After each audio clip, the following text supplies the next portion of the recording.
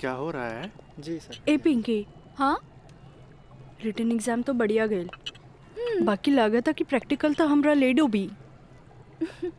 हमरा तो बहुत बढ़िया बा, बस एकरा में से नापे के बा और एमे लिख लेवे के बा। अच्छा बतावा का करी, इसमें का डाली? एकरा में ई एसिड डाला। ये हाँ पक्का? हाँ।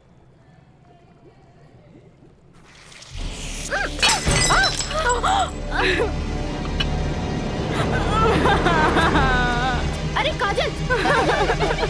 काजल, where are you going? What happened?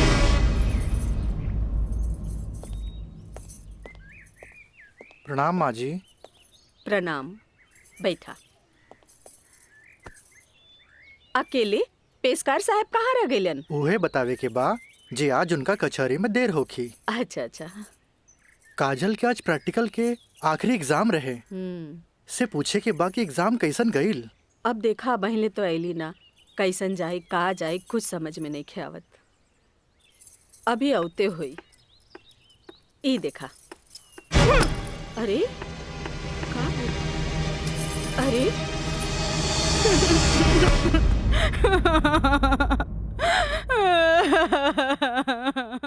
Kajal,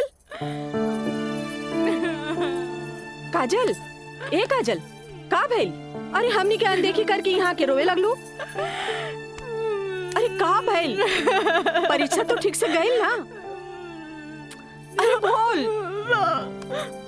practical खराब हो गए, एन वक्त में टेस्ट बुक टूट गए, हम फेल हो जाए भाई, हम फेल हो जाए। अरे का काजल, तू तो बड़ा जल्दी निराश हो जाली। अब केमिस्ट्री थ्योरी में जहाँ तक हमनी सोचले रहनी, कम से कम तोहरा के 40 मार्क्स तो मिलबे करी। अब प्रैक्टिकल में मार्क्स नहीं हो मिली तब पास होके से के रोकी? बाकी मिथिलेश बाबू, हम तो प्रैक्टिकल में छोड़ के आ गए नहीं। अरे त का भइल, इन्विजिलेटर 0 ही दिहन ना, इतना हदीर काहे होत बारू? हाँ, एग्जामिनर अगर एकरा के इशू बना ले, अब माइनस मार्किंग करें, तब बे फेल होए के बात हो सकेला। अरे तो रो रो के हलकान भैला से का पास हो जेबू? ई देखा था, जा मुँह धो, भगवान सब ठीक करिए। जा। का ठीक करिए? अरे अब कहा होई कुछ समझ में नहीं क्या, कुछ ना बुझाता हमरा के। माँ जी, अब रहुआ परेशान मत होई, एकर थ्योरी पेपर बहुते बढ़िया गईल हा। अरे तो तुहार गाइडेंस रहे तबे ना। अरे साइंस के स्टूडेंट रही त गाइड कर देनी, एमे का। ता ठीक बा, अब तू ही समझावा ओकरा के। ठीक है। आइला घूप आ हो जा चुप। भैया एक सैंडविच लाइए। हाँ हाँ ले।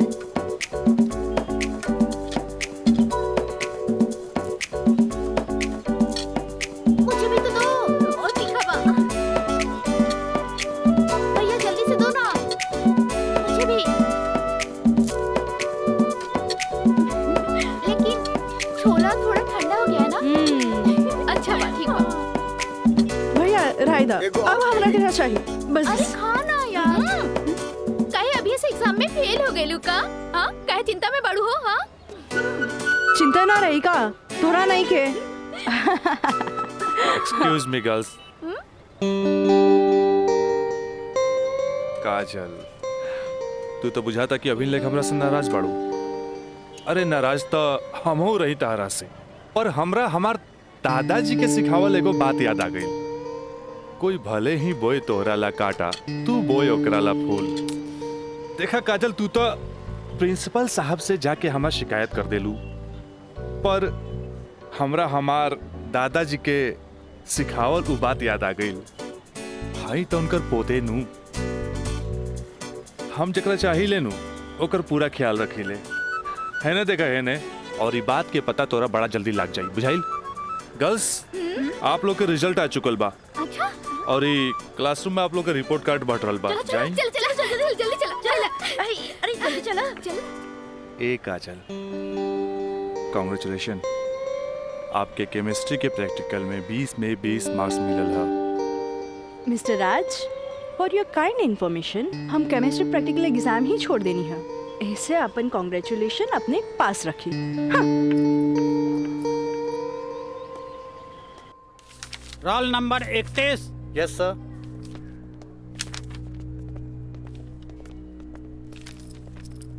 Roll number 32। Thank you sir. Roll number 33। Yes sir. Roll number 34। Yes sir. Roll number 35।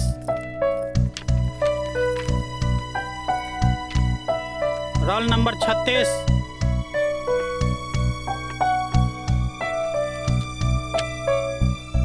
सैंतीस। Roll number 38।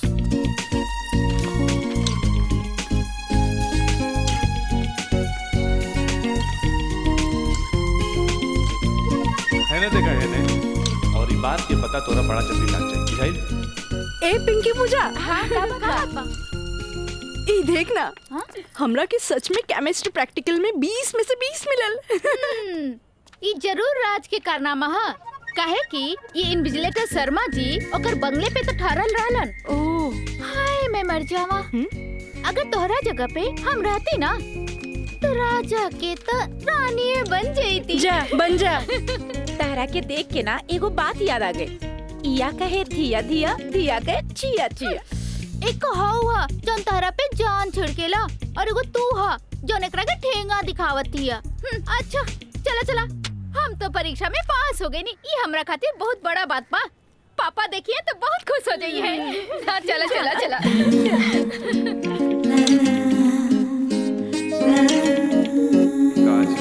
दादाजी के सिखावल एगो बात याद आ गई। कोई भले ही बोई तोहरा ला काटा, तू बोई ओकरा ला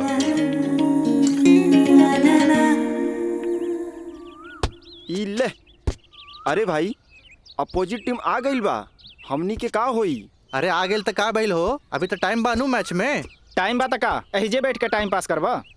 ए, जब हमनी के मैदान में जाएम नु तो देख के थर्रा जाइलो, ठीक बा? अब चलो जौन होई तो मैदान में देखल जाई, उहे देखल जाई। चलो राज भाई। बॉल दे। तोहनी के इतना हड़बड़ी बना तब बड़ा सन हम आवाता नहीं।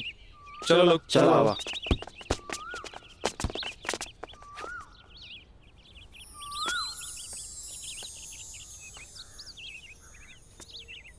सुनो,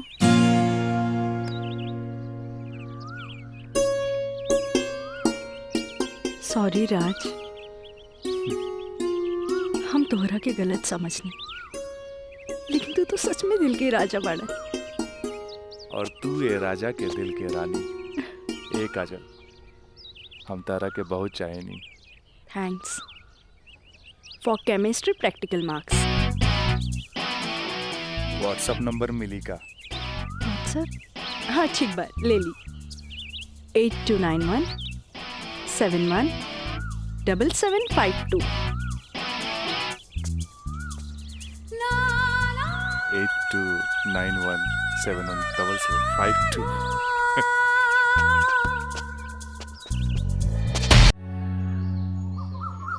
अच्छा ये बताओ यार कि तो हम लोग का प्यार, मतलब हाँ प्यार कब से चला था? काजल, बताओ ना। बाय। काजल, हम दोनों एक दूसरा से प्यार करेले, फिर भी तू हमरा से दूरी बना के काहे रहेलू? राज, हम कोनो ऐसन वैसन लड़की ना है। जब तक शादी ना होखे तब तक हमनी की दूरी बनौले रखे के चाहिए। गुड, तहारी ये आदा हमरा के निक लागेला। हेने सुना? हाँ? देखा राज, तू हमार कोनो फायदा ना उठा पाई बा। एक मिनट, हम आओ तो नहीं।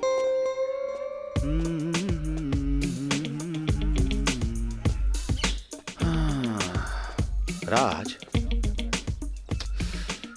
यार एगो बात बताई।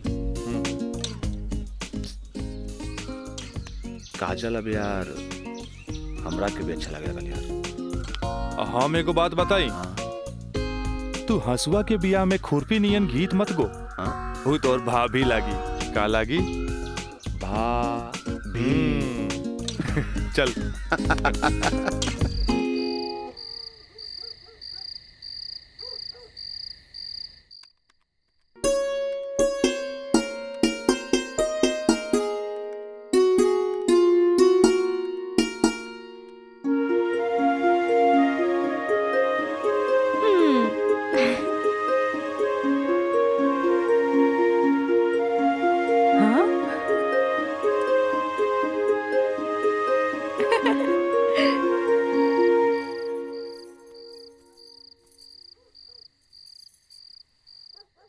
घर के सब काम निपटा ले लू। हाँ, ब्लड प्रेशर के ई लोसर एज खात खात रउआ के सालन बीत गए। अरे एक बेर डॉक्टर से पूछ लेती कहीं गोलियां तो ना चेंज करे के बा, एकर साइड इफेक्ट भी होला। एक बेर हमार बाबूजी के पैर ऐसे ही सूज गए रहे, जब गोली चेंज भइल तो एकदम ही ठीक हो गए। तू हमार कितना ख्याल रखेलू। अच्छा ये बतावा, तू अपन थायराइड के गोली खा लू कि ना? अरे कहाँ खाइला, 3 दिन से तो वो खत्म हो गई बा। का गोली खत्म हो गई? तू हमरा का बतैलू ना कि गोली खत्म हो गई। तो अरे तू मरबू, तू एक दिन जरूर मरबू। फिर हमरा से ये ना कहिया कि हमार ख्याल ना रख ले। अरे जब मरिए जाए तो कहा बोला। तू का चाहेलू, हम जिए थे जी मर जाएं? हैं? दहाइला, आज के बाद हम हो दवाई ना खाई। राउर पारा चढ़ गई, हाँ? तलवा के लहर माथा पर चढ़ गई। अरे तलवा के लहर माथा पर ना चढ़ी तो क्या हुई? तू दवाई ना खाइबू तब बिस्तर पकड़, फिर घर के चूल्हा चौका घर बाहर के देखी। अरे हमरा तक कचहरी के काम से फुर्सते ना मिलेला, फिर बैठ के तुम्हारी सेवा के करी। अरे के करे कहा था सेवा? मत करब, मरे दे, मत ले बापन कचहरी से छुट्टी। तू तो यही चाहता रू कि समाज हमरा के रनवा बन के फिरत देखत रहे। हे भगवान माफ करी हमरा के। अरे तू हमरा के माफ करा। जाई। अब हमरा कोनो जुगाड़ करे के पड़ी। काजल। हाँ काजलवे के माथा चाटी। काजल, काजल जी का करता रू? पढ़ाई करत रही, वो इंटरनेट से कुछ नोट्स लेत रही। ठीक है काजल, तो क्या हमार के लिए आज से तो हाथ ड्यूटी है कि तू अपना माई के रोज भोरे भोरे थायराइड के गोली देबू। अरे वो तक खुद मरी है और हमने सबके भी मार दी है। कॉलेज जायलू ना? जी बाबूजी, लाइब्रेरी में पढ़ाई खातिर कल संडे है, फिर भी हम जाए। ठीक ना बाबूजी? गुड, वेरी गुड, ऐसा ही पढ़े के चाहिए, तब तरक्की करबो।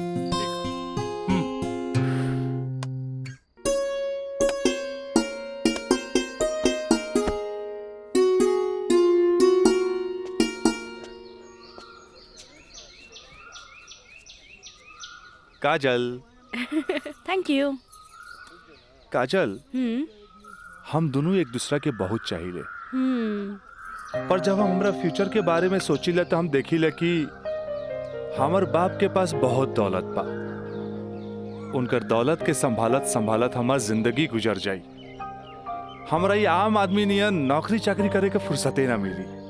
अब बस तू हमरा जिंदगी में हमार जीवन साथी बन के आ जा, तो हमार जिंदगी एकदम मजे में गुजर जाई। ए काजल, तू काहे ना अपना बाबूजी से हमरा बारे में बात करेलू? बाबूजी से? ना बाबा ना, हम ना बोल सकेनी। हमार बाबूजी बहुत गुस्सेल बाड़न। वाह भाई वाह, इकलौता बेटी भइला के बाद भी तू अपना बाबूजी से बात न करबू, काहे कि बहुत गुस्सेल बाड़े। और इकलौता बेटा भइला के बाद भी हम अपना बाबूजी से बात ना करब, काहे कि बहुत पैसा वाला बाड़े।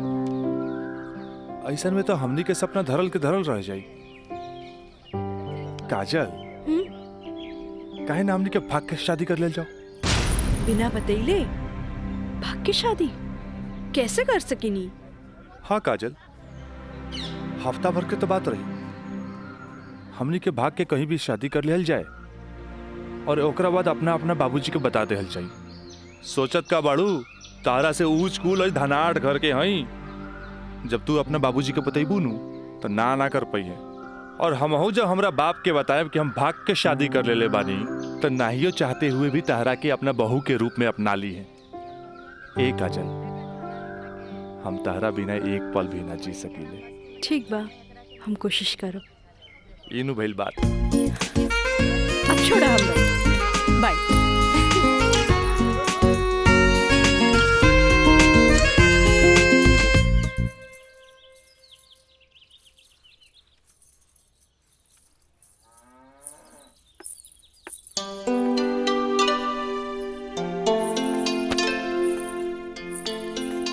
काम आई थोड़ा सा आराम नहीं के होत का? जब देखा काम का सिर्फ काम ही करबू। हमारा आराम के छोड़, ई बता हमरा से तोरा के का काम पड़ गई जे हमारा आराम के सोचे लगली? काम आई, हम तो हमेशा सोचनी ना माई। कॉलेज से एक हफ्ता एक्सकर्शन खातिर हमनी के हजारीबाग जाए के बा। हम डैडी से ये बात नहीं के बोल सकत। परमिशन दिला दे ना माई प्लीज। हमरा के मजौवा के समझ ले ली का? हाँ, अरे हमहू ग्रेजुएट बानी। ई होली में तोरा के कौन कॉलेज लेके जाता? वो होली तो मार्च में पड़ी, अभी तो फरवरी चल रहा बा। एक के हफ्ता की तो बात बा माई, प्लीज माई प्लीज। अच्छा, तोर बाबूजी आज ऑफिस नहीं खे गइलन, मिथिलेश के संगे बैठल बाड़े। कौनो शादी में जाए के बा, चल कोशिश करत तानी। Thank you Mai, thank you.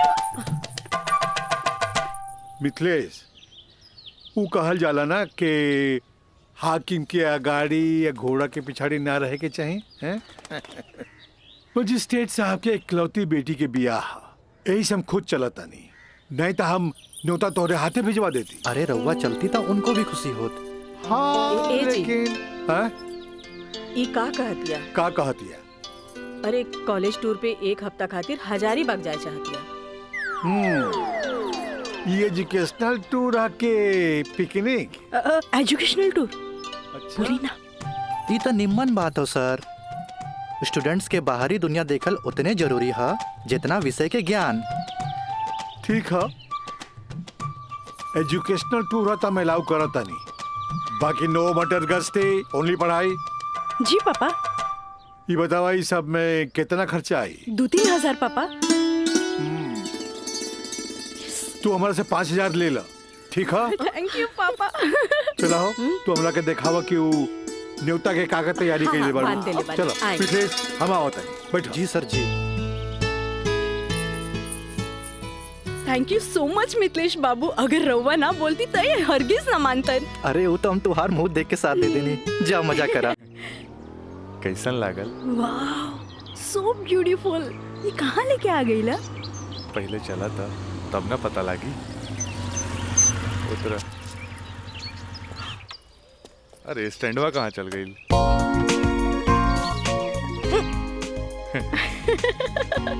बड़ा धांसू सजेले बा। हाँ चला चली। हाथ तो दा। कहाँ जाए के है? इधर। हाँ इधर। जगह तो बड़ा झकास बा। का यार राज, कब से हम तुम्हारा इंतजार करत बनी, इतना लेट कर तू? मयंक, राज, मयंक यहाँ? हाँ, एकरा पहले भेज देनी। इस सारा जे तामझाम बा, इस सब के अरेंजमेंट के करी। यार तो हम लोग का शादी खातिर एक विद्वान पंडित से बात कर ले बानी, और देखा तोहनी के आराम खातिर यहाँ सारा साधन सुविधा मौजूद बा। और हाँ, हनीमून खातिर स्वीट रूम भी बुक कर ले बानी। और देखा अब हम निकलता नहीं, कहे कि हमारा के मंदिर जाके बा, और मंदिर जाके पूरा शादी का सामग्री लेके आके बा। बाप रे, इतना सब तैयारी। अरे शादी की करबा, हमार दोस्त राज का शादी बा। गलत बात। शादी होता हमार सपना के शहजादी काजल के राज के साथ। अच्छा देखा यार, जो तो पैसा दिला ना, सब पैसा खत्म हो गए कुल ताम झाम में। ऐसा करा कि हमरा के तू 25,000 रुपया और दे दा, काहे कि बहुत सारा काम बाकी बा अभी। पैसा के कौन बात भाई, ई ले। अगर बाबूजी अगर ये शादी करते नु तो लाख के खर्चा लाखों में चल जाई। दोस्त महिम रिश्तेदार पूरा शहर के बुलाईते। और वैसे भी तो बाबूजी जब रिसेप्शन पार्टी दी है तो जाई खर्चा बढ़ी। अच्छा हम निकल रहे हैं, बहुत सारा काम बाकी बा। ठीक बा, तू लोग आराम कर। चलो बाय बाय। बाय। तो काजल अब तक गला लगईबू नु यहाँ? तो यहाँ के जाना था हमनी के। ओ Raj, I love you. I love you too. जुबान निकालिए, बंद कीजिए। ठीक है।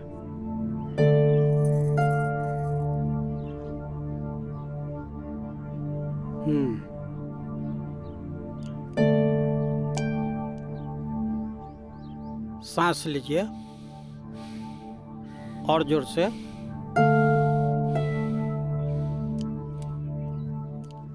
घबराए के कोई बात नहीं खे। ऊपर के बीपी थोड़ा बढ़ गई है। अच्छा। से लागता कि काम के प्रेशर ज्यादा बा। जी नया मजिस्ट्रेट आइले हाँ, से कुछ ज्यादा ही फाइल इनके हवाले कर देले हाँ। ठीक है, ठीक हो जाई। अभी आंख लगल बा, सोए दिन का के। और हाँ, पानी पियावल करी, काहे कि पानी पियला से पेशाब यानी यूरिन पास हुई तो रिलैक्स हुई है। जी जी बाकी दवा वही चली। जी ठीक बा? डॉक्टर साहब। जी। डॉक्टर साहब, हाईली अपन फीस। ई का करतानी, जे आदमी पेशकारी में हमरा से कहियो फीस ना ले ले उनका से हम फीस ली रह दी। डॉक्टर साहब थैंक यू। प्रणाम डॉक्टर साहब।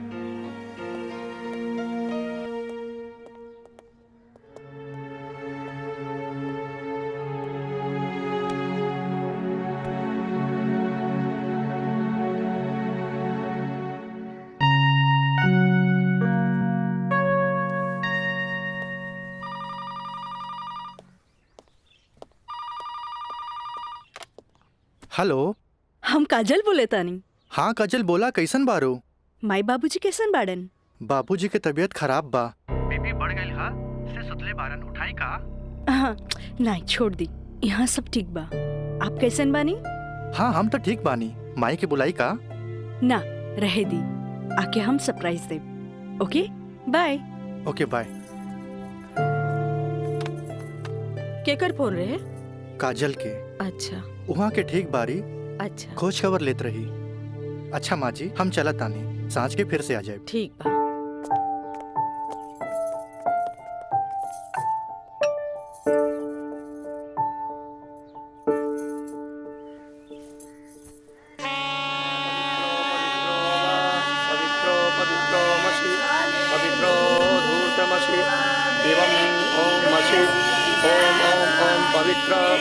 पवित्राः केशवाय माधवाय सर्वेश्वराय अपितु स्वाहा तत्पुरुषाय स्वाहा। ओम नमः स्वदन्ताय सहस्राक्षाय सहस्रपदे पूर्वशे पवित्रमशे सर्वभूतमशे चन्द्रमशे ओमाय ओम ओम ओम ओम शुभाय ओम पवित्रो वा पवित्राय नमः सावित्रे नमः पवित्रे नमः तत्पुरुषाय सर्वेश्वराय नमो नमः। ऊर्ध्वमशे पवित्रमशे सर्वमशे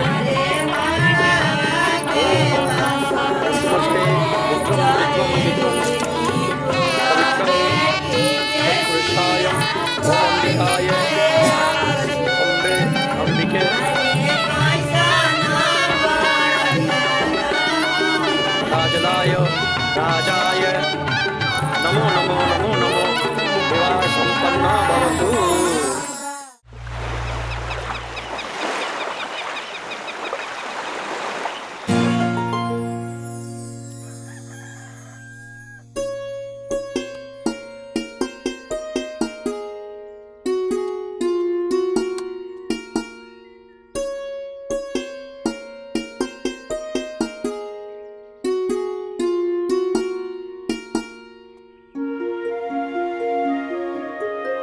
काजल, काजल,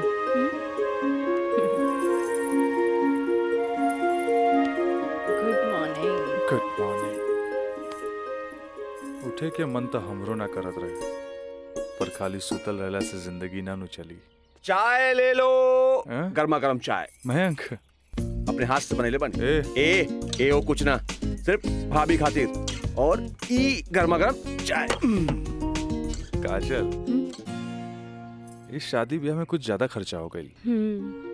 हमरा घरे जाए के पड़ी। वो कहा कि अपने बाप से कुछ पैसा भी ले ले और उनका के इस शादी ब्याह के बारे में बता के पटा भी ले। आखिर तेहरा के ले जाके उनका आशीर्वाद भी तो दिलावे के बा। लेकिन तबले हम कहाँ रहब? अरे यहाँ रहबू, तहारी देवर बानू मयंक। हाँ? का मयंक, भाभी के ख्याल रखबे ना? बिल्कुल बिल्कुल ख्याल रखब। ये ले पैसा। अरे और वाह। यहाँ के सब बिल उल चुका दिए। बिल्कुल भाभी, टेंशन ले लेगा, कोनो जरूरत नहीं के। हम बगल वाला कमरा में बाड़ी। और हाँ, तू चाय पी के फटाफट फ्रेश हो जा और जो खाए पिए भाई ऑर्डर दे दिया। ठीक ठीक बा। और हम रात के छोड़ के यूं आवता नहीं। तू चल, हम आवता नहीं। चल। ए काजल, अरे हैने आवा। कल साझे लिख के तो बात बा, हम यूं गई नहीं यूं आई नहीं। और वैसे भी अब तहरा बिना हमार मन कहा लागी। अब जाई भी और जल्दी आई। ठीक बा।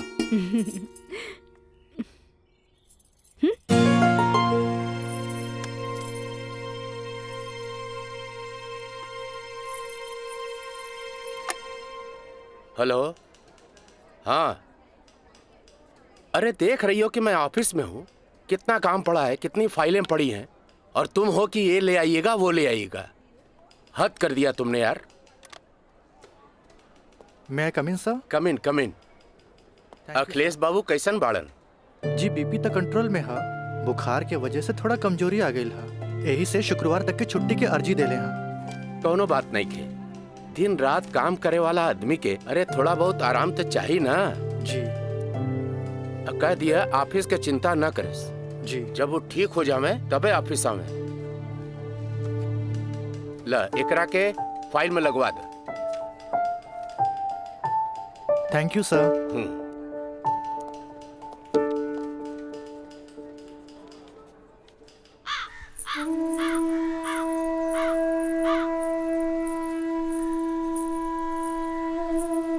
अरे भाभी आइए बेटी।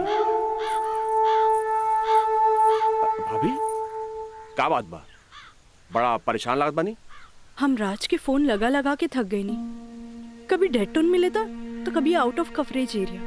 तोरा पास उनकर कोनो लैंडलाइन नंबर बा? ना भाभी, और हम उनका दूर नंबर पे फोन लगा के थक के हार के बैठ गई। हैरानी की बात तो ये बाकी कि गईला के बाद ना कोनो खबर, ना कोनो कॉल, ना कोनो मैसेज। भाभी तू टेंशन मत ले, हम अपने को दोस्त के भेजले बानी, और जैसे ही खबर मिला था सबसे पहले हम तोरा के बताई। ठीक बा, हम अपन कमरे में बानी। अरे भाभी घबराए कोनो बात नहीं की, हम बानी ना।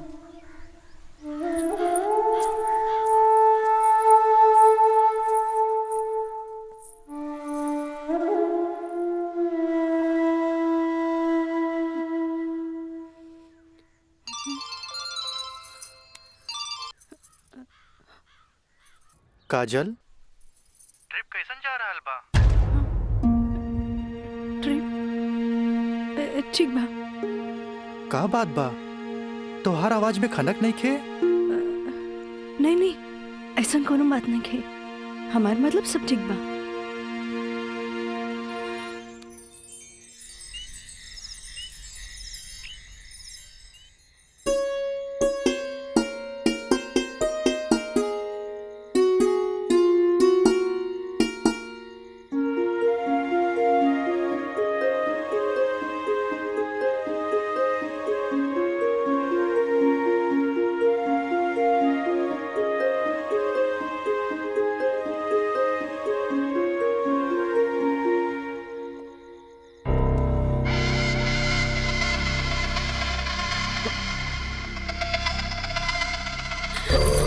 देवर जी, मयंक, ये क्या बदतमीजी है? चल जाइए यहाँ से, वरना राज के बता दे।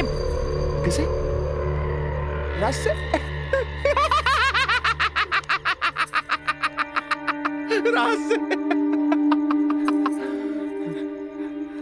वो भाग गए? हाँ? आवेला नहीं खे? हाँ? तोरा क्या पता? हाँ? ये भी कुछ हो रहा बना? सब ओकरे प्लान के तहत हो रहा बा। वो तो तोरा के भोग के और भौरा जैसन चूस के भाग गए।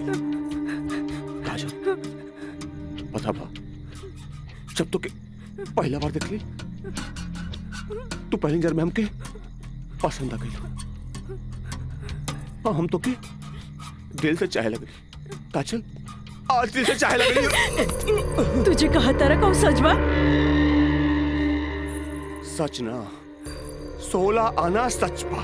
ये बात हम तुझसे बहुत पहले बता दी थी, लेकिन क्या करी, ये मेरी हमार मुंह बन के तरस। देखा, तू गरीब, हम गरीब, हम तो क्या अपने काजल? हाँ, हमसे ब्याह कर ला, हम तो क्या अपने, हम तो क्या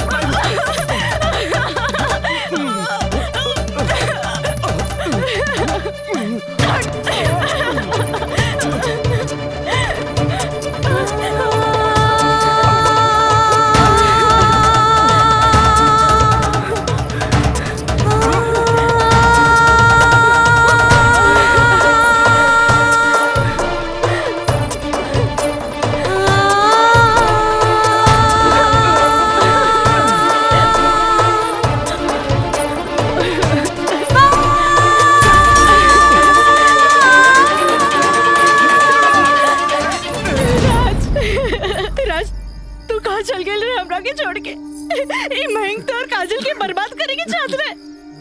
तू बोलत काहे नहीं कि राज बोली ना। हम जहाँ भी गए रही तोरा का मतलब बा? और ये मयंक वैसे भी तोरा सारा के सारा सच्चाई बता देले होई। ये हमार बदला है काजल, बदला। प्रिंसिपल से शिकायत करके ते हमरा के पुलिस और कानून के धमकी त दिला देले रहलिस, पर अब ब्याहता बन के सुहागरात मनेले बाड़ी। एकरा के छेड़खानी और रेप के नाम द नानू दे सकेली। भाभी भाभी देख ले लो, हम कितना गला फाड़ फाड़ के चिल्लाता ली, गला फाड़ फाड़ के चिल्लाता ली। भाभी हमसे ब्याह कर ला, हम तो जिंदगी भर साथ निभाए, लेकिन ना तो हार तक खोपड़िया में औते ना रहल। देख ला। ठीक है ही तो कहा था ई। हाँ एका चल तू मयंक से ब्याह कर ले, ऐसे भी एकरा हमार जूठन खाए की आदत बा। और तू अब बस हमारे को जूठन बारू, जूठन जूठन।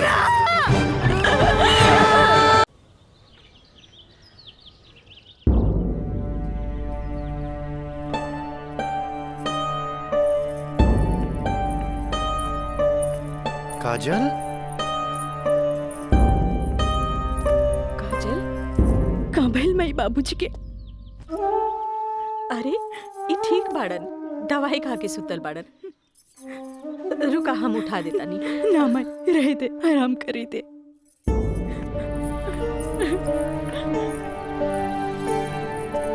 काजल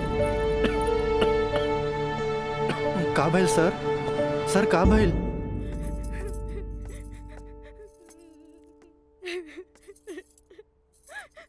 काजल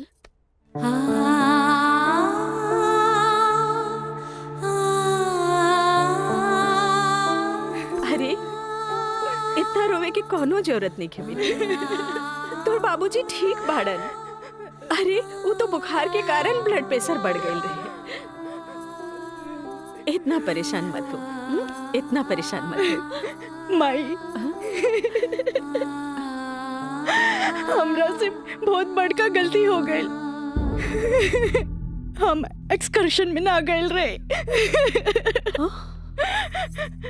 बल्कि हम अपन बॉयफ्रेंड के साथ गए रही। और वो हमरा के दगा दे गए।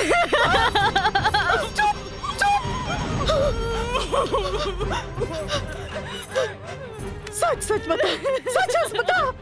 का भाई तू ठीक तो बाड़ी ना? तू ठीक तो बाड़ी ना? हम ठीक तो ना बानी माई। माई तू हमरा के एक वचन दे कि तू हमरा से दोबारा कुछ ना पूछबे। जो भाई बहुत गलत भाई, बाकी हम अपने आप के ठीक कर ले माई, अपने आप। काजल,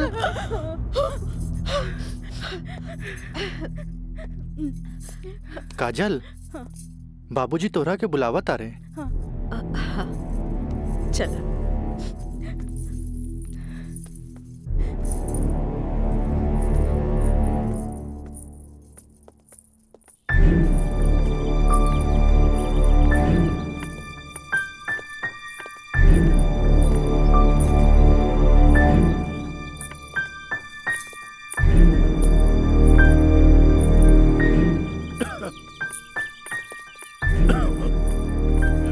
प्रणाम बाबूजी।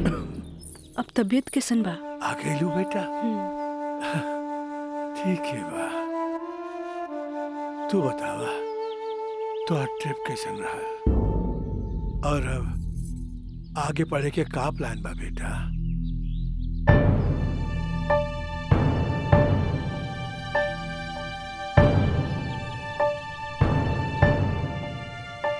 बतैलू ना बेटा? पापा हम वो साइंस ना पढ़ के लॉ पढ़े के चाहता नहीं। तो ओकरा में का बात है बेटा? विषय कोनो खराब ना होखेला, पर जरूरत है तो ओकरा में अच्छा करे के। अगर तू लॉ ज्वाइन करे के चाहता रहो तो लॉ ज्वाइन कर ला।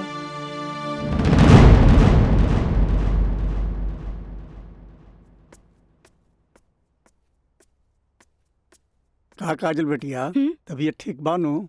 क्लास कब के खत्म हो गई? तू बैठल वारू, बंद करे के रहे। हाँ काका, रूम लॉक कर दी। हम तो बस ऐसे ही बैठ गए रही। अच्छा।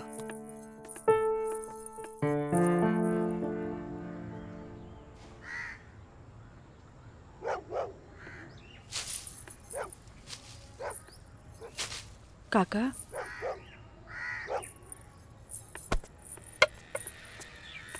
अरे बिटिया, तू फेर आ गेलू? अरे हम कई साल से देख रहल बानी कि हर 3-4 महीना पर तू आ जालू। पर बिटिया, राजा तोहरा से नइखे मिले चाहता। वो बड़ लोग हवन, उनकर जिंदगी में तारा जैसी लड़की की कीमत चाय के कुर्बा के बराबर हा, जे पी के फेंक देवलन। काका, तोहरा का लागता कि हमें को फेकल कुर्बा है? नहीं बिटिया नहीं, ऐसन बात नहीं के। जे हम देखिला से बताइनी बिटिया, हम उनकर घर के नमक खैले बानी। फिर भी जब जब तू आयलू हम उनका बताइनी, पर राजा बाबू है कि एक कान से सुने ना और चल जालन। पर बिटिया, हम वहां के नौकर हैं। फिर भी अगर हम तारा काम आ जाई ना, तो हम अपना एक बहुत खुश नसीब समझब। काहे कि तू जब जब आवे लुनू हमारा देखल नहीं जाला बिटिया। काका, अब की बार उनसे कह दिया कि काजल आखिरी बार आयल रहे, एगो घड़ा रहे जेकर पानी ऊपर तक भर गई।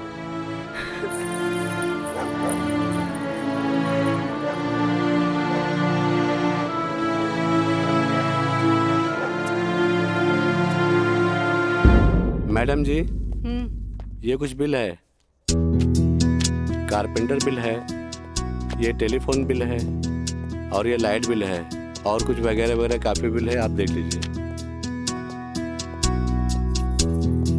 माँ, ये मैनेजर साहब तारा के महीना भर के बिल और खर्चा के हिसाब दे देले।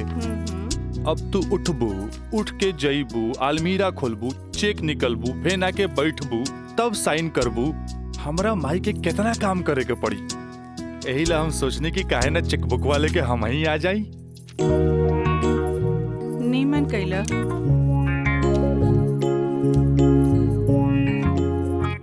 अच्छा, तो तू एम्मा अपन 50,000 का चेक पहले से भर ले बाड़ा। तभी तो हम समझे कि माई के इतना मस्का काहे के। माई, अब तू ही बताओ कि इतना अमीर बाप के लड़का हई तो दोस्त महीन के टाइम टू टाइम पे पार्टी तो देहे क्यों पड़ी? ना देव तो हमरा बाप के ना कट जाए की ना। का मैंने सब? बिल्कुल राजा बाबू। जी। ले अपन बाप का ना कोच कर। इनू भाई हमरा दुनिया के सबसे बेस्ट माई वाला बात। Love you Mai. मैनेजर साहब। जी मैडम। इस सब रसीद आप एक साथ पूरा बिल कह के हमरा के दें। हम एक एक गो चेक काट देते हैं। जी मैडम। ठीक है? जी मैडम।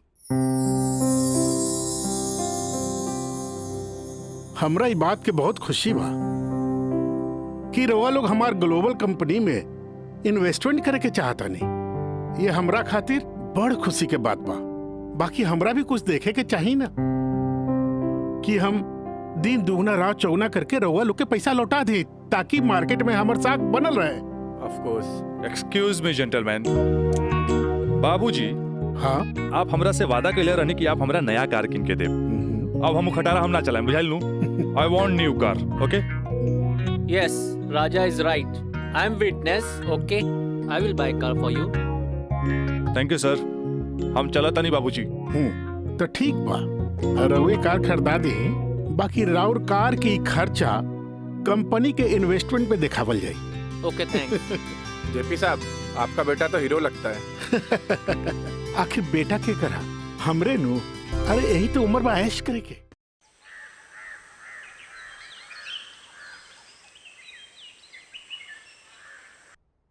काजल जी। तारा के देख के हमें 4 साल पहले का काजल याद आवतिया। याद है तारा के? मिथिलेश के साथ डरत डरत तू हमरे चेम्बर में आ ललो, लॉ कॉलेज में एडमिशन खातिर। हैं? ई कानून के पढ़ाई कैसे एगो लड़की के बहादुर और समझदार बना देवेला। काजल, हम चाहता नहीं कि पहला केस तू खुद अपने लड़ा, कैसन रहे? लेकिन सर तू घबरा मत, हम तारा बारे में केहू से कुछो न कहनी है। देखा, ये वकील लोग अपने क्लाइंट का सिक्रेसी अपने साथे चिता में ले जाला। बैठा। हाँ, तो केस ये है कि मुवक्किल एक गरीब लड़की है जेकरा के शादी का झांसा दे के पहले भोगल गई और बाद में जूठन की तरफ फेंक दी। वो दहेज के केस न कर सकत रहे काहे कि वो गरीब रहे। वो रेप के केस न कर सकत रहे काहे कि वो अपने घर वाले के मुंह पर कालिक न पोते के चाहते। वो प्रताड़ना का केस भी न कर सकत रहे काहे कि वो घर में कब्बो रहली नहीं।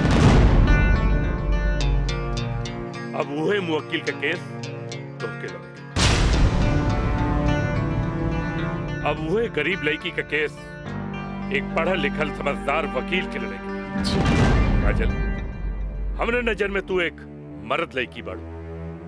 हमें फख्र बा कि तू हमारे असिस्टेंट बाड़ू। आई एम प्राउड ऑफ यू बेटा। जी सर, थैंक यू।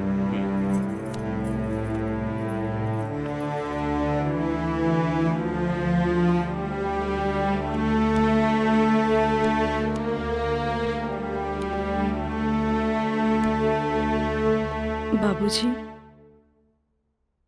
लड़की हर मोड़ पे डरत रहेली। अकेले होके तो सुनसान से डर, भीड़ में होके तो लोगन के डर, जब हवा उड़े तो दुपट्टा उड़े के डर, केहू घुरे तो ओकरा आग के डर, बचपन में माई बाप के डर, बड़ होके तो भाई से डर। सिर्फ डरत रहेली, तब तक डरत रहेली जब तक ओकरा जीवन साथी न मिल जाए। और हमार जीवन साथी तो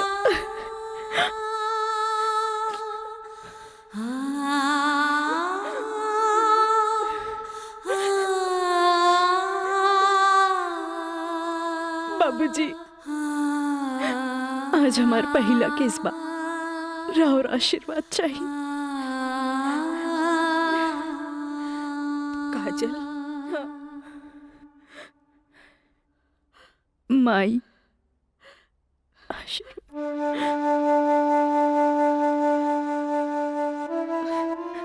तोरा के वचन तो हम दे चुकल बानी, कुछ ना पूछेंगे।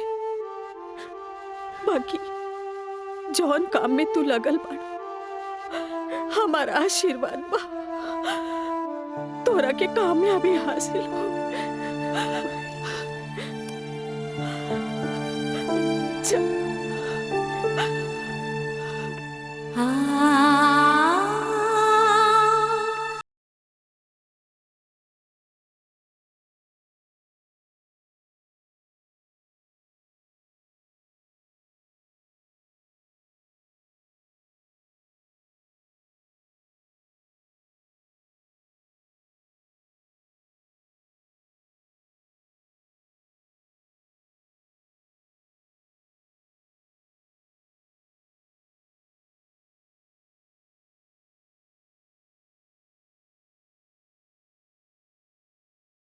नंबर के बा का है वो तो हाथ दोस्त राजा, वो ना करेगा तोरी मदद। भाई, अब हमारा के केहू को मदद की जरूरत नहीं है। खुद नौकरी करे के बा, कमाए के बा, कुछ बने के बा। यही तो हम कहा था नहीं। उम्र हो चलल, नौकरी ना करबे तो कौन बाप अपन छोकरी तोरा से ब्याही। हमरा का, हमार जिंदगी के का, आज है कल ना रहे। फिर बहुत हो गया भाई, चल पैसा दे। दे पैसा,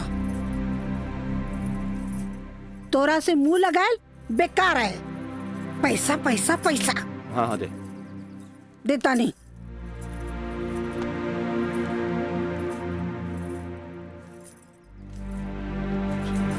कितना? हम गिन ले ली। दे 500 और दे। ना नहीं, 500 और दे। का है? 3,500 चाहिए। देनी ना।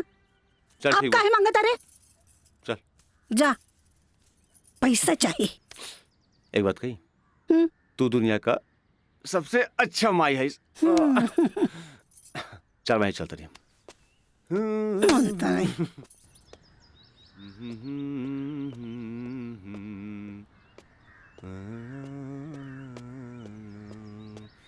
मयंक,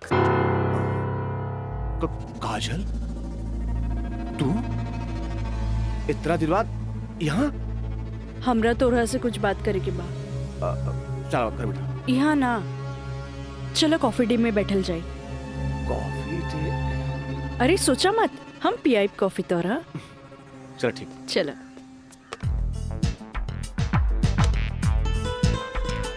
इला। Thank you. पिया ना।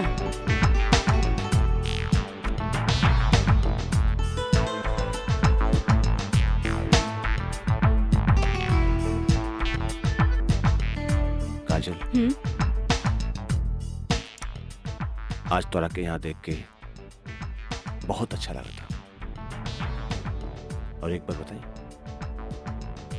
पिछले 4 साल में कौनो ऐसा दिन ना गुजरल, कौनो ऐसा पल ना गुजरल जिसमें तुके याद ना कई लोग। अच्छा कुछ छोड़ा, ये बताओ कि आज हमार कैसे याद है? पहले हम अपन अतीत से लड़त रही,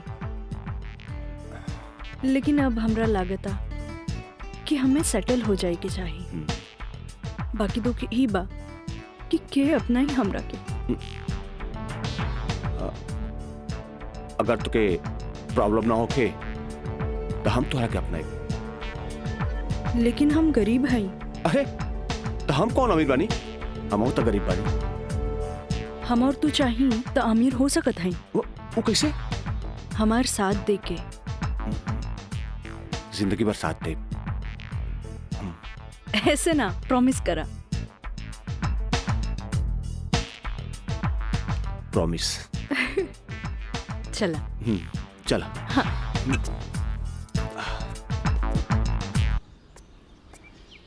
मितलेश जी, कोनो देर तो ना भइल? अरे ना बाबा, पहले ई बतावा भइल का? मयंक से साथ देवे की वादा ले लेनी है। अब तू अपन मिशन में कामयाब जरूर हो जाएगी। आगे देखी, लेट्स गो। सुनी, एगो बात कही, सब कुछ जलना के बाद भी आप हमें हेल्प करत हैं, ऐसे हम कबो ना भूल सके। पहले तो ना, पर अब सोचे लगनी है कि जिंदगी के हर लम्हा में आपके जरूरत पड़ी। चल आप चली, तोरा घरे छोड़ दी।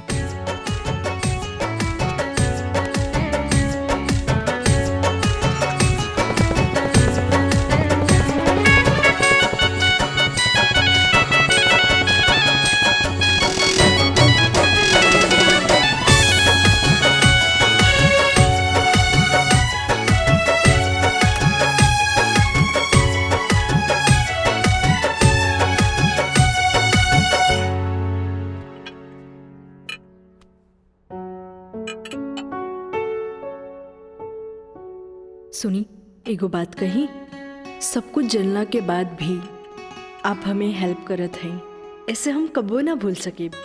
पहले तो ना, पर अब सोचे लगनी है कि जिंदगी के हर लम्हा में आपके जरूरत पड़ी। खाना लगा दी? ना भोला, आज तक ऐसा ही पेट भरल है। आज ना खाई बपने? ना। ठीक बा।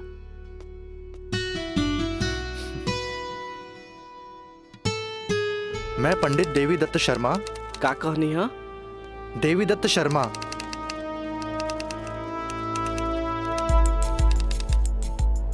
सत्रह मई के भाईल। अच्छा भैया तनी जल्दी करी, देर होता। दी।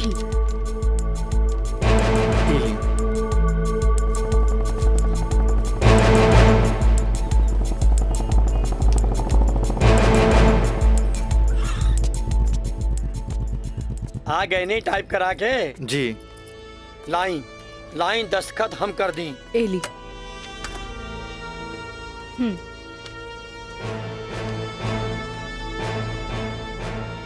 जय गणेश। ई कामता हो गई। अब बैंक के दस्तखत लेवे के पड़ी। वो आप हमरा भी छोड़ दी, वो हम ले ले। ठीक है।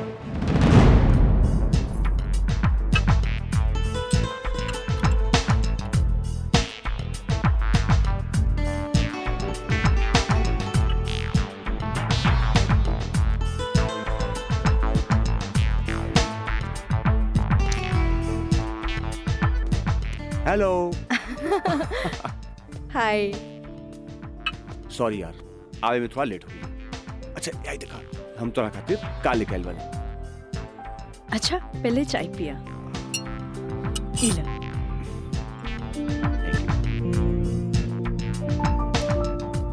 अंगूठी सोना के? हाँ। वो है इतना हल्का? मन तो रहे कि हीरा के लेके आई थी, लेकिन का करी, पैसा का तंगी। अच्छा ई बतावा, खुशहाल जिंदगी जिए खातिर तोहरा कितना पैसा चाहिए? 20 लाख। अगर हम तोहरा पूरी 50 लाख दी तो कैसन रही? वैसे ही रही, समझ ला अनार के आंख मिल गई। तो चला फटाफट ई पेपर पे साइन कर दे। अरे पढ़ा मत, यही से हमनी करोड़पति बन जाए। हाँ, हाँ ल। ठीक है। डॉलर भी कदम तो गिरब तो हर बहिया में ना।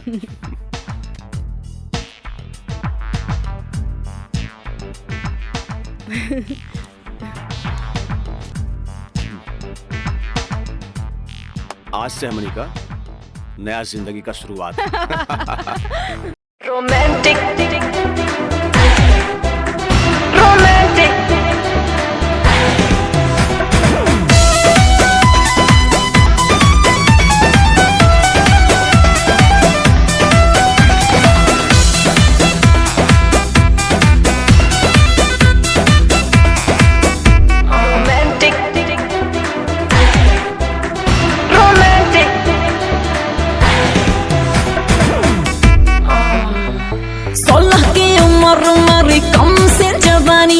खोज रही हूँ ऐसा मुंडा जो हो खानदानी। हाँ 16 की उम्र मेरी कम से जवानी, खोज रही हूँ ऐसा मुंडा जो हो खानदानी। इंग्लिश नहीं चलेगा, ना चलेगा हॉटी, ना चलेगा हॉटी। तो कैसा चलेगा? रोमांटिक रोमांटिक रोमांटिक रोमांटिक मर्द से करूंगी मैं शादी, तभी तो साले साले बढ़ेगा आबादी। रोमांटिक मर्द से करूंगी मैं शादी।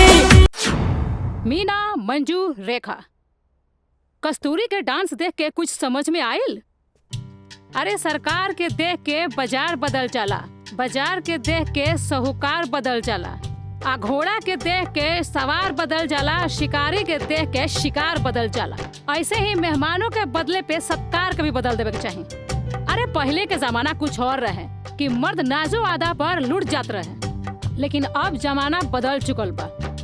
आज के जमाना के मर्द सबके कमर तोड़ नाच पसंद आवेला। जितने कमर हिलैबू और सीना झटकैबू, मर्द उतने जल्द तोहार दीवाना हो जाए। दिखाओ करके। अरे ऐसे ना, ये देखो।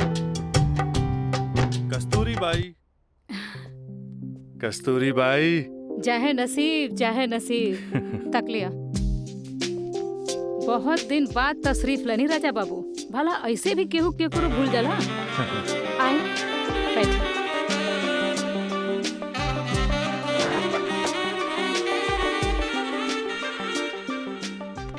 ना कस्तूरी बाई,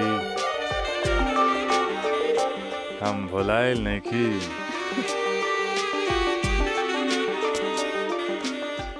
वो तो बस हमार शादी होके वाला बा, ओकरे तैयारी खातिर हम अपना माई के संगे खरीदारी में बिजी रही। फुर्सत पाते तहरा लगे आ गई। अच्छा एगो बात बतावा, कौनो बेहतरीन डांसर बा हमरा बियाह में नाचे खातिर? बानो एगो नया परिंदा बा। हाँ। मंजू, राजा बाबू का उहाँ ले जा जहाँ आज निराली का प्रोग्राम होता। आई जाए।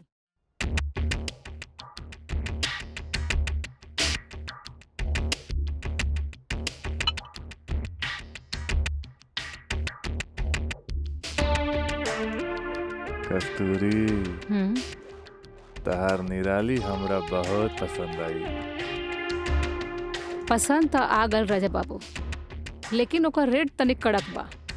पूरा 5 लाख लेतिया। लाख 2 लाख तो हम तारा पे ऐसे ही उड़ा दिला, तब 5 लाख कौन बड़का चीज बा? ओकरा से कह दिया हमार बियाह में अगर उ कमर तोड़ नाच करी ना, हम ओकरा सोना ना जरा हीरा के अंगूठी दे, उहो अपना तरफ से। और बाकी के रिश्तेदार जे ओकरा पैसा दी हैं वो अलग बात। एक कस्तूरी, हीरा के अंगूठी केहू ऐसे ही ना देवेला।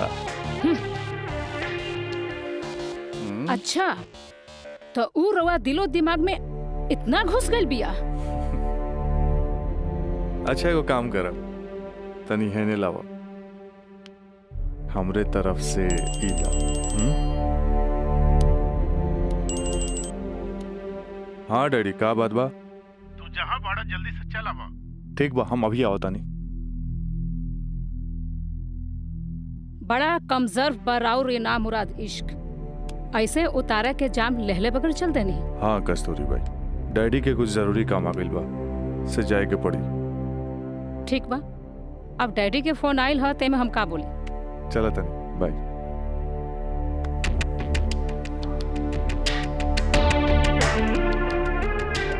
हीरा के अंगूठी तो दे गई, लेकिन तेरा दिल में गड़ल निराली के तीर निकाले के पड़ी।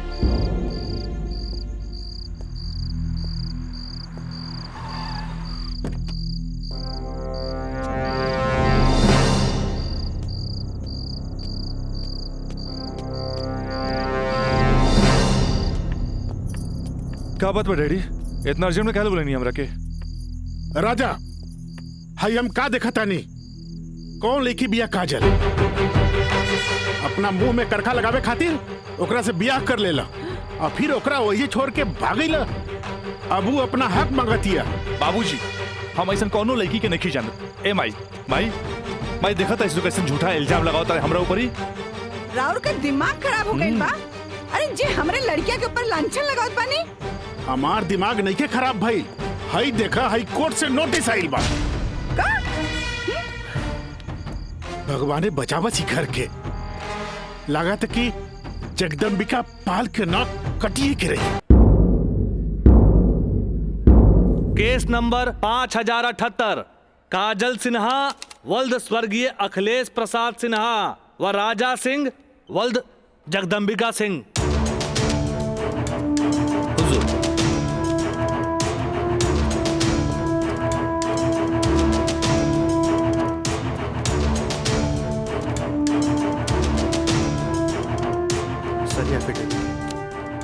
केकर? गवाहन के।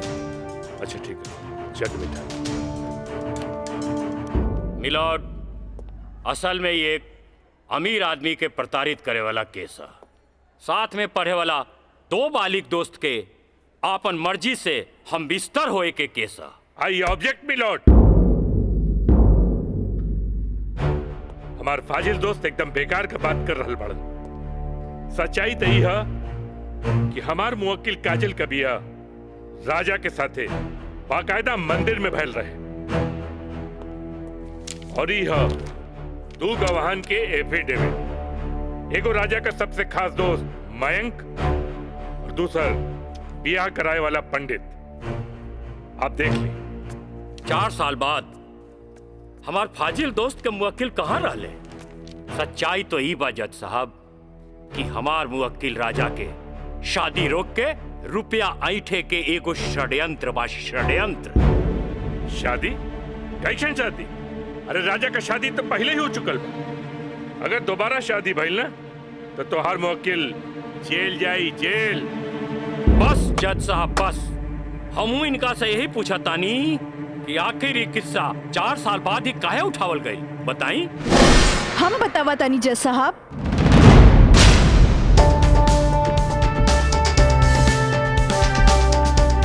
हम बताई।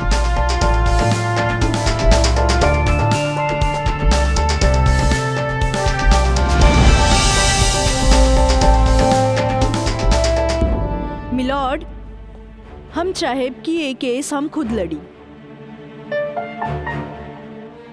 ई रहल हमार बार ऑफ अटॉर्नी के रजिस्ट्रेशन।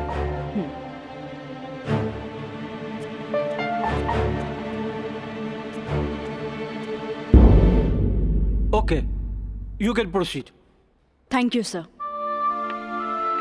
आशीर्वाद दी। खुश रह। जा। मिलॉर्ड, बचाव पक्ष के वकील बार बार पूछा तारे कि 4 साल हम कहाँ रही। मिलॉर्ड, 4 साल इनके मुवक्किल राजा जैसन तमाम मुजरिमों के सजा दिलावे खातिर ई चोंगा बहुत जरूरी रहे।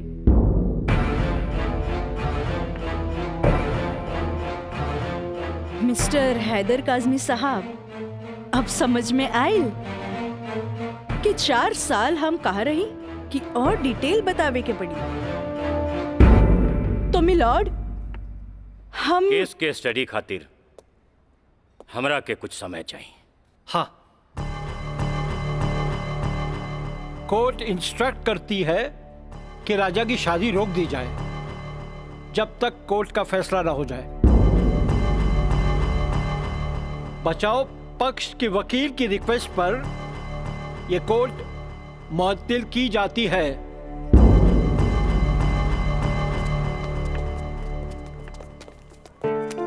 बहुत सही किया। देख के घबरा गई, तुरंत चल गया। बहुत अच्छा। ए वकील साहब, कोर्ट से समय काहे ले लेनी हो? तका करती तू हमरा के बतेबो ना कैला कि लड़की खुद वकील बिया। अरे तो ऐसे आपके का फर्क पड़ी?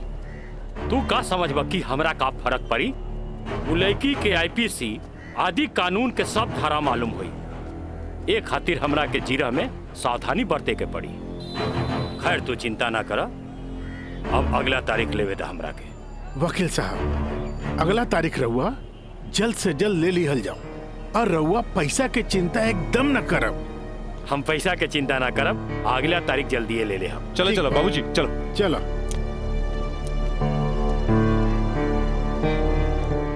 हेलो, हाँ, अब फिक्र करे के बात नहीं के।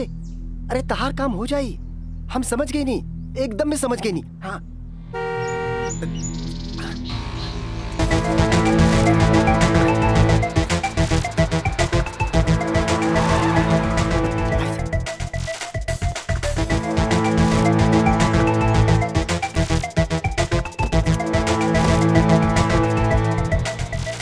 हटा ना, ये पाइप पे कर दिया। रखा था नहीं।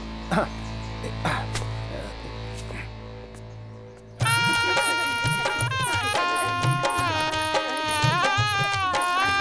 बंद करो इस नौटंकी, ये शादी ना हुई। अरे हटा सब, हटा। अरे ऐसे ना शुभ बात काहे करे तारा? हम सही कहा था नहीं भाई, अभी भी आना हुई। अरे ही का? अरे तो हर दिमाग खराब हो गई लड़का। बियाह करे से पहले हमरा से पूछ लेना रहा का? का जरूरत है ऐसा बियाह करे के? का करती? वैसे ना मानत रहे हम कानून से बच्चे के खातिर बियाह के नौटंकी कर देनी।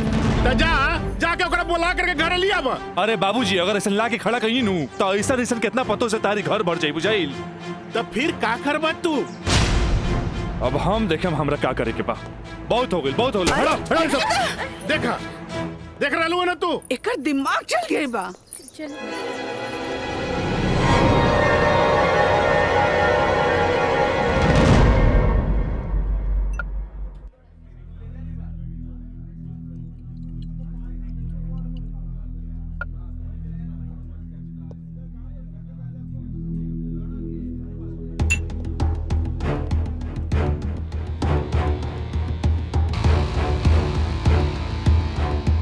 बोलो राज, का बात बा?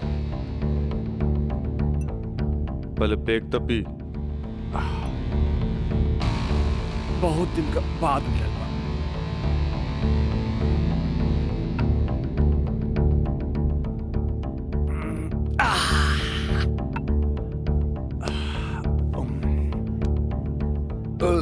अब बतावा का बात बा?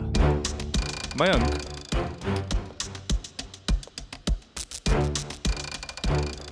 भाई तोरा अपन बयान बदले के पड़ी।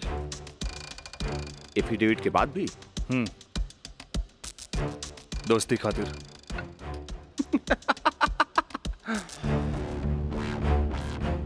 बयान देवे का कीमत काजल 50 लाख लगो ले गया। बयान बदले के बाद बयान बदले का कीमत 1 करोड़। 1 करोड़? यस, 1 करोड़। कहे से कि हमरा काजल से ब्याह करके सेटल भी होके के बाद, और हम तोहरा जैसा अमीर त नहीं की। और हाँ, अगर डीलिंग मंजूर होके तो तारीख से पहले आ जाइए। अच्छा, हम चलत नहीं।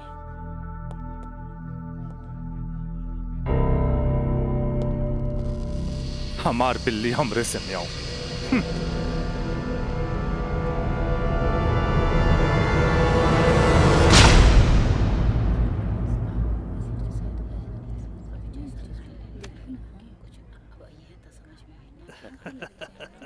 आज हम ही जीतब। केस बहुत बढ़िया बा। Order order. बचाव पक्ष अपनी बात रख सकते हैं। योर ऑनर, बचाव पक्ष के हमार मुवक्किल राजा के हम कटघरा में बुलावल चाहब। ओके, यू कैन।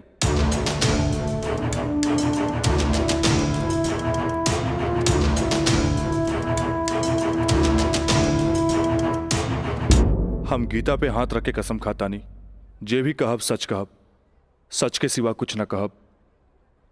हाँ तो मिस्टर राजा, आप अपन बचाव में का कहल चाहते नहीं? जज साहब, हम ये बात माना तानी कि हम और ये काजल कॉलेज के दिन से एक दूसरा के चाहता नहीं। अपना अपना मर्जी से हम दोनों भाग के शादी भी मंदिर में कर लेनी। होटल के बिल और ही शादी के खर्चा कुछ ज्यादा हो गए रहे, यही से हमरा घर वापस आए के पड़ल। पर जज साहब, हमार इरादा बिल्कुल नेक रहे।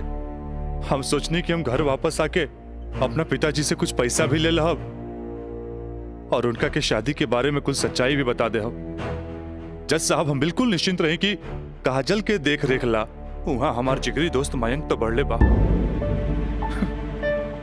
पर जज साहब, जब हम वापस लौट के गई था वहां के नजारा देख के तो हमार होशे उड़ गई।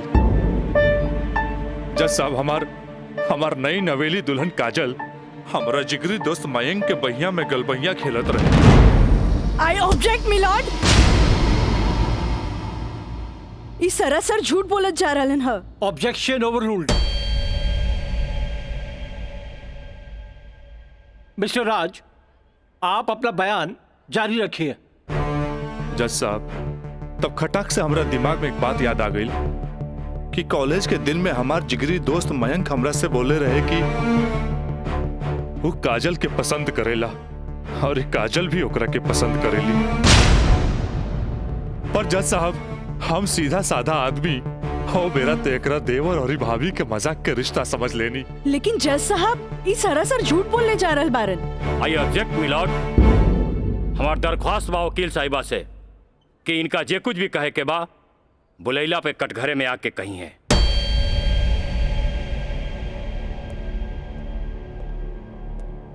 आप कंटिन्यू कर सकते हैं मिस्टर राज। जज साहब, कोई भी आदमी अपना बीवी के केहू दूसरा के बहिया में देखी तो ओकरा मन मस्तिष्क पर का गुजरी, ये आप अच्छे से समझ सकीले जज साहब। मिलॉर्ड, इस सरासर झूठ के पुलिंदा आपके सामने रखल जा रहल बा। कोर्ट के गुमराह करे की कोशिश कल जा रहल बा। तया पानी ना कोर्ट के सही रास्ता दिखावे वाली। अरे घबराई ना, जल्दी ही रहुओ के बयान देवे के समय मिली।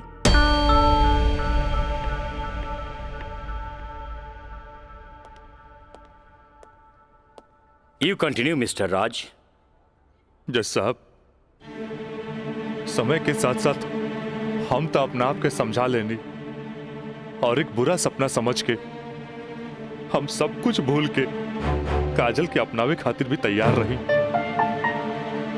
हम आज भी काजल के अपन धर्म पत्नी मानी ले, अपन धर्म पत्नी मानी ले हम काजल के। That's all my Lord. हम चाहब कि वकील साहिबा काजल सिन्हा के कटघरे में बुलावल जाए, वो भी वकील के तौर पर ना, मुद्दई के तौर पर। इजाजत है।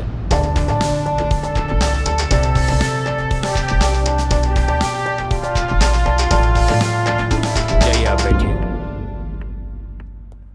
हाँ तो काजल सिन्हा जी, हम चाहब कि आपन प्रेम कहानी अपने ही जुबान से बयां करी।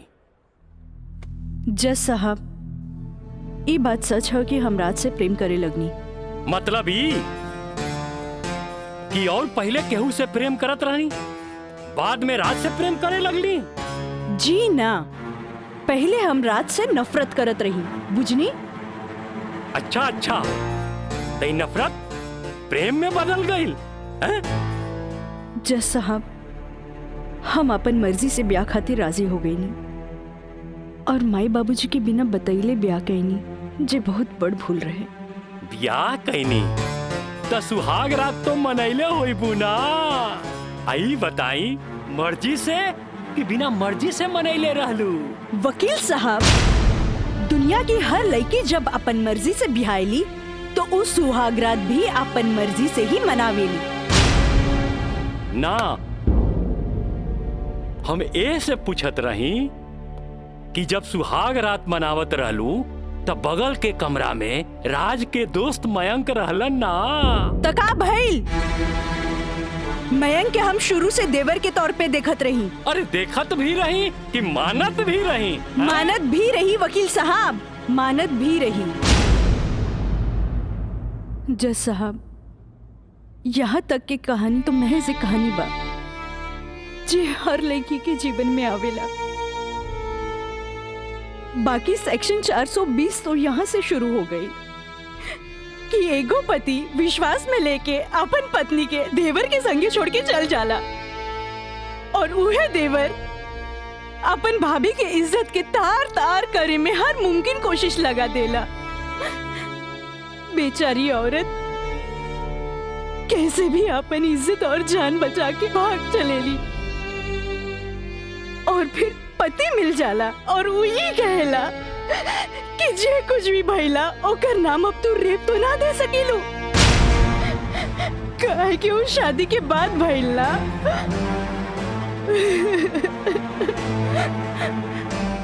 और रहल बात शादी के, तो तू सो कॉल देवर से कर सकेलू,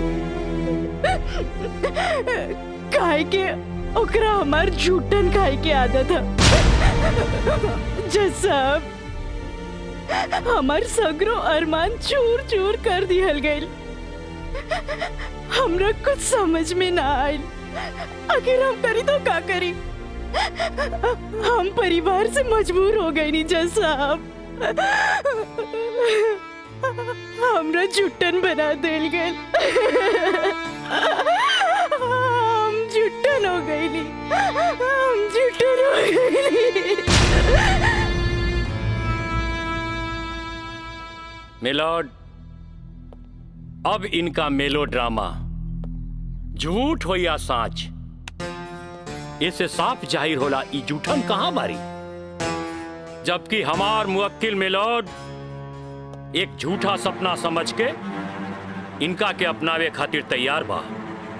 इतना ही ना मिलॉर्ड, हमार मुवक्किल के पिताजी जगदम्बिका पाल जी एक लिखित बयान में मिलॉर्ड इनका के बहू बनावे खातिर तैयार बाड़े। इली काजल, जबकि राज, उसके परिवार और यहाँ तक कि उसके पिता भी तुम्हें एक्सेप्ट करने के लिए राजी है, फिर तुम्हें क्या प्रॉब्लम है?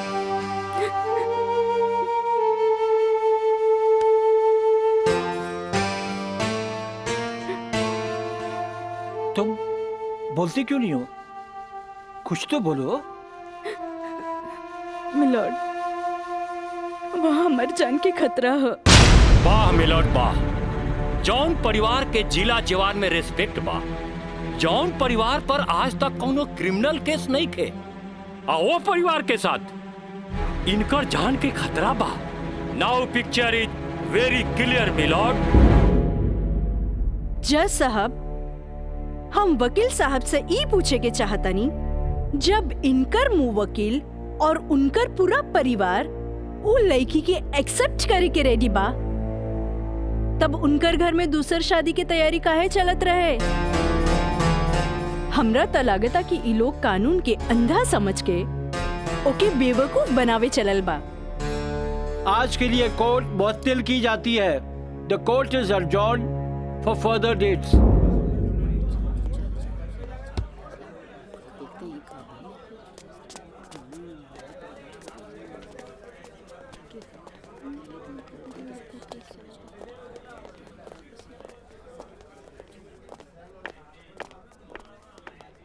वकील साहिबा, अरे वाह, तू तो बड़ा चालाक बड़ू हो। एफिडेविट करवा के मैं के तू अच्छा यूज कैलू। आपके के कह दलस कि कोई वकील के सबूत इकट्ठा करे खातिर चालाक ना होके के चाहिए? बाकी चालाकियों में भी हम तोहर बापे निकलब। और अगला डेट में दूध में ऐसा पानी मिलाई, देखते रह जाओ। चलो बाबूजी। देखो काजल जी, कल कोर्ट में उनके वकील ने जो बहस की, ये एक केस है 99 दिल्ली का। तुम्हारे केस से बहुत कुछ मिलता जुलता है। जी सर। और इसमें उसके पक्ष में फैसला हुआ था। मैं इसको अंडरलाइन कर दे रहा हूँ। ओके। हाँ। तो ये पॉइंट जो है, ये पॉइंट ध्यान से पढ़ लेना। जी सर। और कल तुम्हारी बहस में ज्यादातर ये बातें होनी चाहिए। ओके। समझ गई ना मिथिलेश? जी। थोड़ा ध्यान रखना, ये सारे पॉइंट्स इसके दिमाग में बैठ जाने चाहिए, क्योंकि सारी बहस इसी पर होनी है। जी।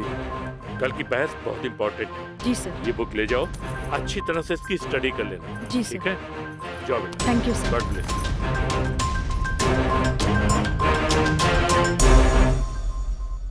आँख कहेली कि एक नया इंसान देख ले, लेकिन दिल कहेला कि ना।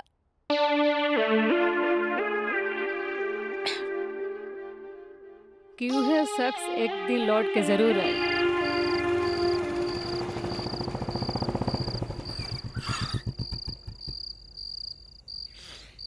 जफाव ने मारा, वफाव ने मारा।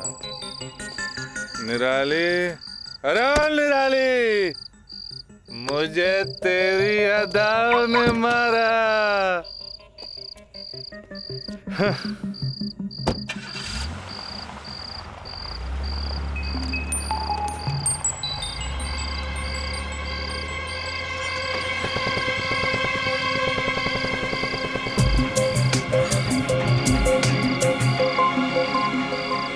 राज यहाँ प्रोस्टिट्यूट एरिया में?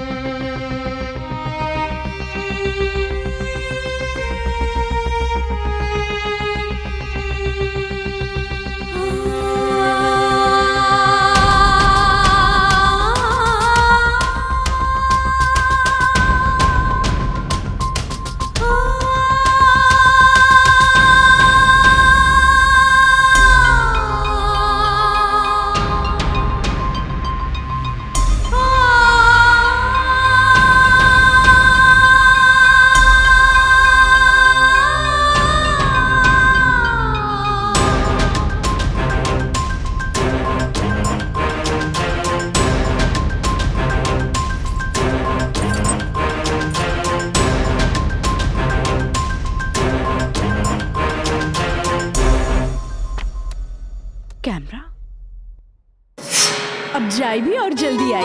ठीक बा।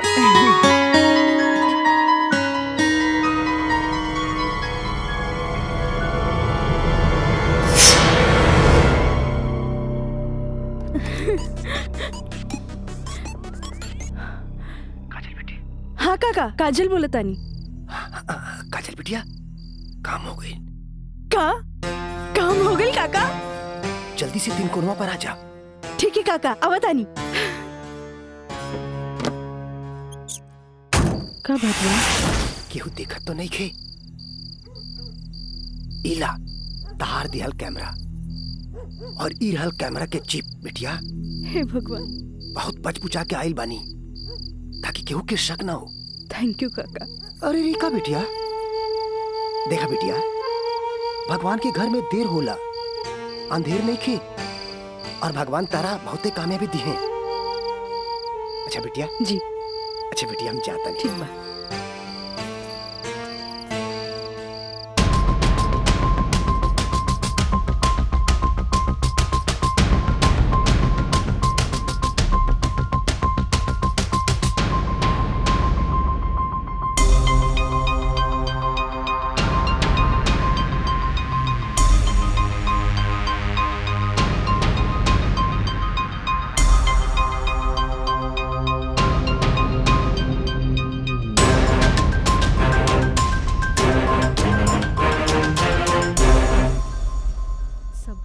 दे देनी। हाँ बाकी सर आ गए।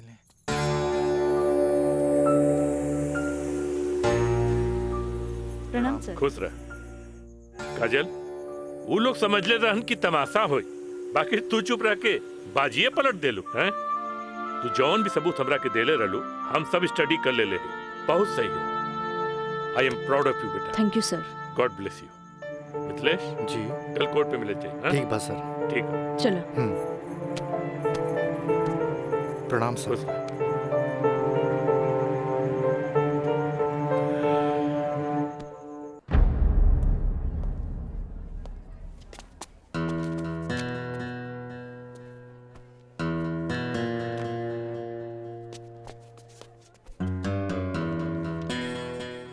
अदालत की कार्रवाई शुरू की जाए।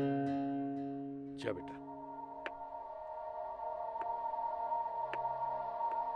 मिलॉर्ड, असल में ई केस एगो अय्याश अमीर आदमी के अय्याशी के केस है।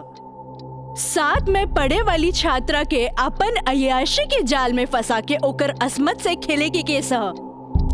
I object milord. हमार वकील साहिबा के शायद दिमाग खराब हो गई बा जी। हमार मुवक्किल पर बेबुनियाद घटिया इल्जाम लगा रहल बाड़ी। मिलॉर्ड, जेकरा ई घटिया और बेबुनियाद इल्जाम कहतारे ओकर बुनियाद हा। हम चाहे कि इनकर मुवक्किल राजा के कटघरे में बुलावल जाए। इजाजत है।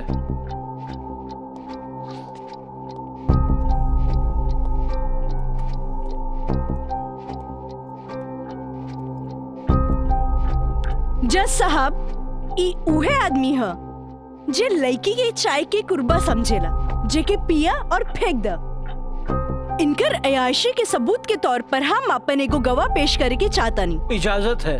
Thank you.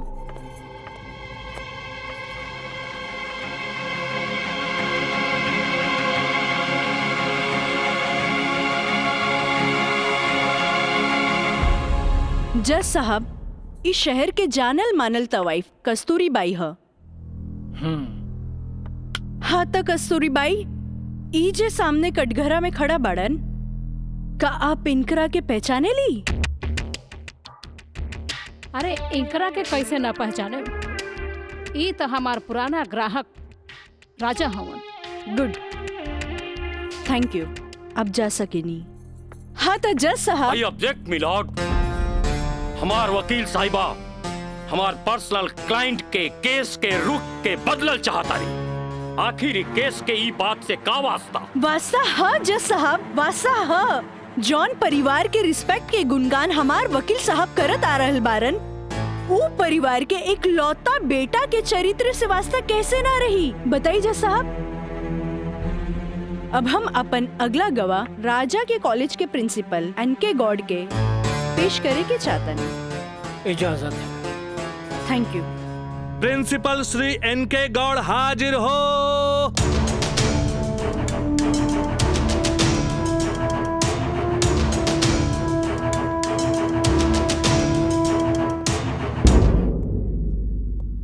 हाँ तो प्रिंसिपल साहब, आपकी कॉलेज की एक छात्रा काजल सिन्हा के साथ जब ई शख्स सरेआम छेड़खानी कैलस और जब वो आपसे रिपोर्ट करे के बाद पुलिस में जात रही तब आप का कहनी? हम ओकरा के पुलिस में जाए से रोकनी और राज के हिदायत देनी कि आपन आदत से वो बाज आवे, काहे कि हम ना चाहत रही कि रसूखदार परिवार पर कोई आँच आवे। Thank you.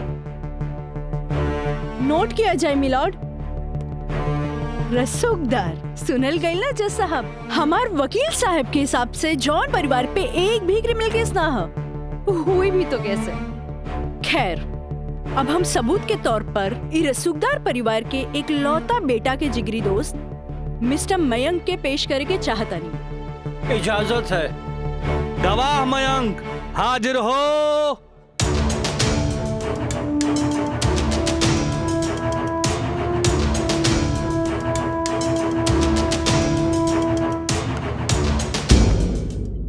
हाँ तो जज साहब। जज साहब, हमार वकील साहिबा खामोखा अदालत के वक्त के बर्बाद कर रहल बाड़ी और उस सवाल के जवाब देवल नहीं की चाहत जेमे बियाहता के पति और पति के पूरा परिवार बियाहता के रखे खातिर तैयार बा।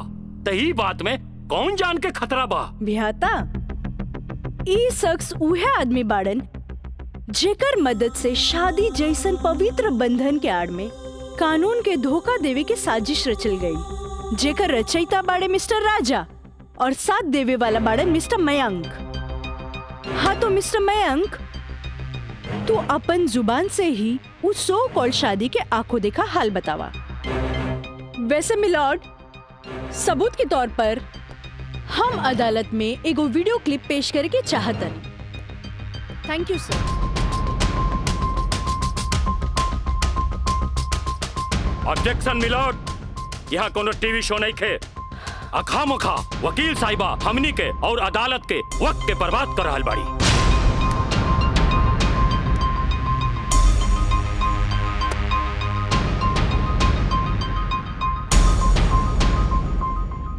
जज साहब, वीडियो क्लिप में साफ दिख रहल बा कि दुल्हा दुल्हन के दाएं बाएं ना बल्कि आमने सामने बैठाल गईल ह, जे हिंदू रीति रिवाज से बिल्कुल गलत बा और ऐसे नहीं से भइल काहे कि पंडित से शादी ना करावल गई, एक बहरूपिया से पंडित के रूप धरावल गई। आप यही क्लिप के साथ पंडित के बयान खुद से देख ली। जज साहब, हम रेलवे कर्मचारी हैं, रुपया के लालच हमरा के नकली पंडित बने पर मजबूर कर देलस। जज साहब, हम एक गरीब आदमी बानी और पैसा का लालच बड़े बड़े लोगन के अच्छा और बुरा समझे का शक्ति के छीन लेला। हम तो एक गरीब आदमी बानी, दोस्त के कहला पर हम एगो भलता आदमी के पुजारी बना के इन लोग का ब्याह करवा देली। आखिर हम भी क्या करते? जज साहब, काजल की खूबसूरती का हम दीवाना हो गई और काजल के पावे खातिर हम समाज और कानून के हर सीमा के भी लांग गईली। हाँ तो जज साहब, हमार दूसरा वीडियो क्लिप देखी जे ई साबित कर दी कि धारा 420 से शुरू हो करके धारा 376, 375, 362, 361, 120B के उ लड़की के साथ अंजाम दिल गल बा। और जज साहब, लगे हाथ हमार दूसरा वीडियो क्लिप भी देख ली प्लीज।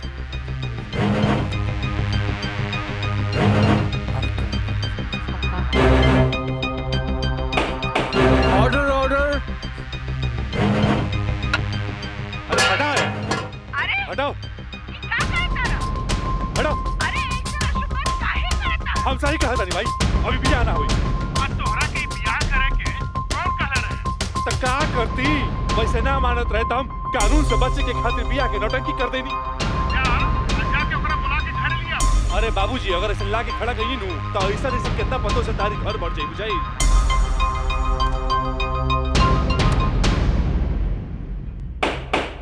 Order order. सारे गवाह और बयानात को मद्देनजर रखते हुए अदालत इस नतीजे पे पहुंची है कि मुजरिम का मकसद पहले से ही धोखाधड़ी से कहीं आगे था, क्योंकि उसका मकसद उस लड़की को धोखा ही नहीं देना था बल्कि उसके साथ शारीरिक संबंध स्थापित करना था। और यह भी साबित होता है कि मुलजिम ने बलात्कार को शादीशुदा जिंदगी को एक व्यवहारिक रूप देकर कानून को धोखा देने की कोशिश की है। इसलिए अदालत धारा 420 से बढ़कर इसे 376 एक रेप केस करार करती है और साथ ही महंग को इस अवैध कार्य में साथ देने के लिए धारा 120B को अदालत मुकर्रर करती है। धारा 376 के तहत मुलजिम राजा सिंह को 9 साल एवं उसके साथी महंग को धारा 120B के तहत 4 साल बामुशक्कत कारावास की सजा देती है और पंडित देवी दत्त को नौकरी से बर्खास्तगी के साथ IPC 34 एवं 120B के तहत 2 साल की सश्रम कारावास देती है। और अदालत जगदम्बिका पाल सिंह जैसे हर अमीर बाप को यह हिदायत देती है कि पुत्र के मुंह से उनके उल्टे सीधे कारनामों में बेटों का साथ न दें। और इन्हीं फैसलों के साथ अदालत आज बर्खास्त की जाती है। Thank you.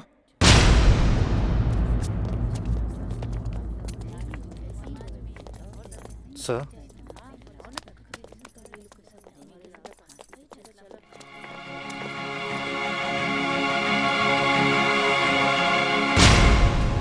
ए बेटा, हम तोरा बिना हम कैसे जियब रे? ए बाबूजी हम आज बात जान गए नहीं कि झूठ कितना भी ताकतवर क्यों ना होके सच के आगे हमेशा छोट पड़ जाला।